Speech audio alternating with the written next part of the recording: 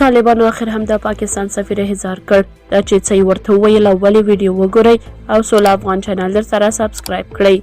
د طالبانو د بهرنی چارو وزارت وایي چې پر پکتیکا او خوست ولایتونو د پاکستان له هوایي برید وروسته یې د پاکستان سرپرست سفیر احضار کړی دی او احتجاجیه لیک ورته سپارلی دی. د طالبانو بهرنی چارو وزارت ویلي چې پاکستان د ناسمو پالیسیو په ترسره کولو اړیکې نه پیچلې کوي. د طالبانو بهرنی چارو وزارت نن دوشنبه د کب 28 په یوې خبرپاڼه کې د افغانستان پر پکتیکا او خوست ولایتونو د پاکستان هوایي برید غندلی دی. د طالبانو بهرنی چارو وزارت پاکستان ته په خطاب کې ویلي موږ پاکستان ته وریادوو چې د افغانستان اسلامي امارت د نړۍ د زبر ځواکونو پر خلاف د ازادۍ د اوږدې مبارزې تجربه لري او پر خپله خاوره تیری په هیڅ ډول نشي زغملی. د طالبانو د بهرنی چارو وزارت د پاکستان له نوي حکومت او ولس څخه غوښتي چې د ځینو کړیو د ناسمو کړنو له کبله دې اړیکې نه پیچلې کوي.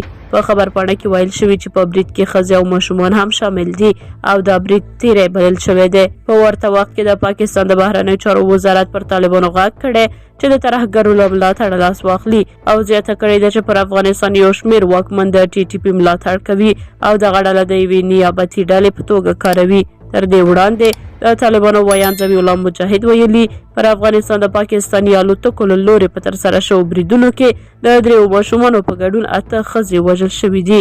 طالبانو پاکستان ته ګوتڅنډنه کړې ده چې که دا ډول بریدونه دوام وکړي پاکستان ته به بدې پایلې ولري.